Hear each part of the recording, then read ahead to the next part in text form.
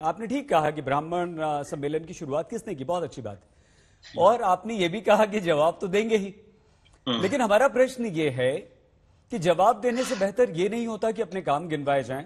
जवाब देने से बेहतर सर ये नहीं होता कि आगे अगले और 5 साल का रोड मैप बताया जाए। जवाब देने से बेहतर ये नहीं होता कि जो आप नहीं कर पाए हैं जनता से कहें कि हमें और मौका दीजिए, हम वो भी करेंगे उत्तर प्रदेश में। अंसारी साहब जी, अंसारी साहब, कल मैं आजमगढ़ की सभा में खुद था। ये तो कहीं इन लोग की तो शक्ल दिखती भी नहीं है सपा और बसपा वालों की। मैं स्वयं आजमगढ़ की सभा में कल था। और यदि आप वहां योगी आदित्यनाथ जी की, यदि आप जो मुख्यमंत्री हैं उनका आप पूरा स्पीच निकाल लें, स्वयं अमित शाह जी का आप पूरा स्पीच निकाल लें और आप उसमें सुने तो उसमें क्या कहा गया है। उसमें जो काम कि वहां के राज्य सरकार ने विकास के किए हैं, उन्हीं विकास कार्यों की चर्चा जो है की गई है। 45 मिनट से ऊपर का भाषण था अमित भाई शाह का, आधे घंटे से ज्यादा का भाषण था योगी आदित्यनाथ जी का। आप पूरे भाषण का एनालिसिस उठा लीजिए। हमने वहां पर कई नई बातें बताई, जो हमने विकास के काम किए हैं हमने वो बताए। हम किस ढंग से वहां पर लोगों तक बिजली पहुंचा रहे हैं, किस ढंग से वहां पर सड़कें बनी है, किस ढंग से गरीबों को वहां पर जो है राहत। एक मिनट, मैं मेरी बात पर पूरी सुनिए, बीच में मुझे डिस्टर्ब किया गया। तो मैं आपको अंसारी साहब कहता हूं कि जिन इनके पास मुद्दे नहीं है, इनके पास विषय नहीं है, इसलिए ये हिंदू मुस्लिम कर रहे हैं। ठीक है, और इसीलिए एक मिनट और तो पूरा कर दूं। इसी के लिए आप देख रहे होंगे कांग्रेस के भी जो एक वहां नेत्री वहां बैठी हैं, वो भी राधे मां बन के घूम रही हैं चदरी ओढ़ के, जो मंदिर मंदिर जा रहे हैं। तो हिंदू मुसलमान इनको करना पड़ रहा है, ठीक है, ठीक है शर्मा जी, हमें लगता है आपकी बात पूरी हो गई है। एक लाइन करके समाप्त करता हूं बात को प्लीज, कि ये उत्तर प्रदेश का चुनाव, उत्तर प्रदेश की जनता 2014 से इस बात को समझ चुकी है कि जातिवाद, क्षेत्रवाद, परिवारवाद, वंशवाद, भ्रष्टाचार और तुष्टीकरण, इन सब को उत्तर प्रदेश की जनता ने तिलांदी देकर अब विकासवाद की राजनीति पर अपना मुहर लगाने लगी है। बहुत बढ़िया, तीनों बार से उन्होंने इसका जो है ठीक है परिणाम हमारे सामने आया। शर्मा जी, यही हम आपसे सुनना चाहते थे, यही कह रहे थे, लेकिन प्रश्न फिर से वही है कि कुछ बातें होती है ना कि अगर उन्हें इग्नोर कर दिया जाए तो ज्यादा अच्छा रहता है और जनता में ज्यादा अच्छा संदेश जाता है, सबका साथ, सबका विकास और सबका विश्वास।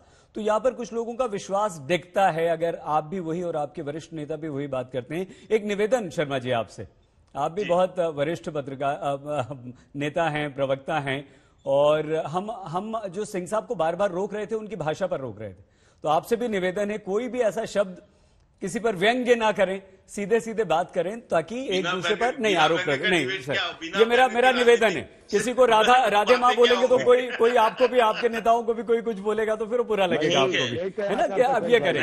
और सिंह साहब से भी यही निवेदन है। सिंह साहब ने एक शब्द का इस्तेमाल किया था जिस पर हमारी आपत्ति थी, सिंह साहब जिस पर हमारी आपत्ति थी, इसीलिए किसी भी ऐसे शब्द का इस्तेमाल न करें। संजीव जी आपके पास आते हैं। संजीव जी सवाल सुन लीजिए, प्रश्न सुन लीजिए, प्रश्न। संजीव भाई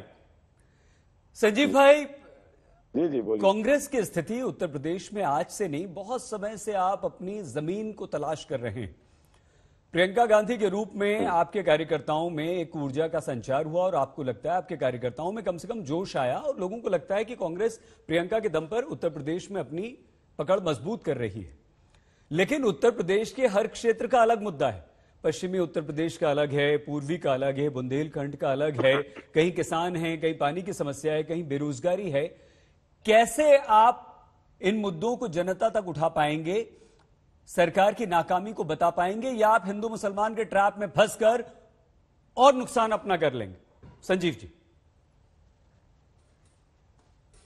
अंसारी साहब, थोड़ी सी के साथ निवेदन करूंगा कि इतना अन्य पैनलिस्टों को समय दिया, मुझे भी दीजिएगा। उससे ज्यादा आज लीजिए। देश के प्रथम प्रधानमंत्री पंडित जवाहरलाल नेहरू की जयंती है।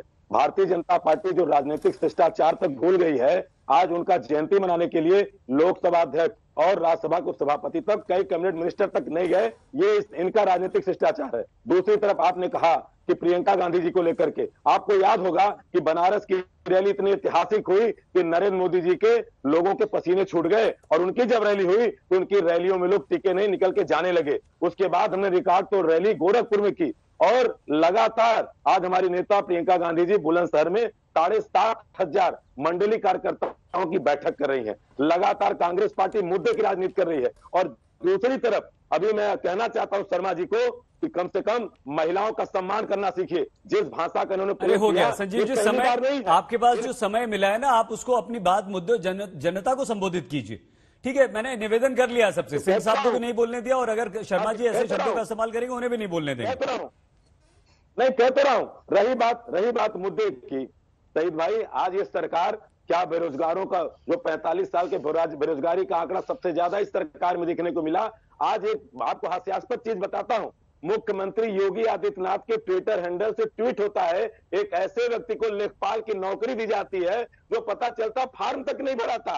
अब बताइए, जो परीक्षा तक नहीं दिया था। जब ये मालूम चला तो मुख्यमंत्री योगी आदित्यनाथ को उसको अपने ट्विटर हैंडल से उस ट्वीट को हटाना पड़ा।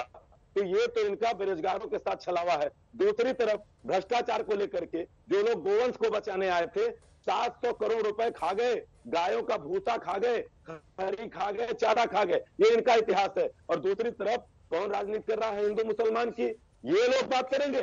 जो हिंदू महासभा, जो सावरकर और जो श्यामा प्रसाद मुखर्जी, जो जिन्ना मिल करके मुस्लिम लीग के साथ सरकार बनाते हैं, वो बात करेंगे आज जिन्ना के ऊपर। जो जिन्ना का कसीदा पढ़ने के लिए आडवाणी जी को माफ कर पाएंगे, जो जाकर के वहां पे उनके पाकिस्तान में जाकर के उनके कब्र पे जो फातिया पढ़ने का काम किया था, कहा का जिन्ना जो सेकुलर नेता थे, क्या ये जसवंत सिंह को माफ कर पाएंगे, जो जसवंत सिंह की किताब जिन्ना पे लिखी गई थी? पहले ये बात करें। और आज के साथ कहना चाहता हूँ, आजादी के पहले, बस खत्म कर रहा हूँ, आजादी के पहले जिस तरह से सावरकर और जिन्ना हिंदू और मुसलमान को बांटने की राजनीति करते थे, आज चरित्र नहीं बदला है, चित्र बदला है। आज मोहन भागवत और ओवैसी इसी तरह से उत्तर प्रदेश में जो राजनीति कर रहे हैं,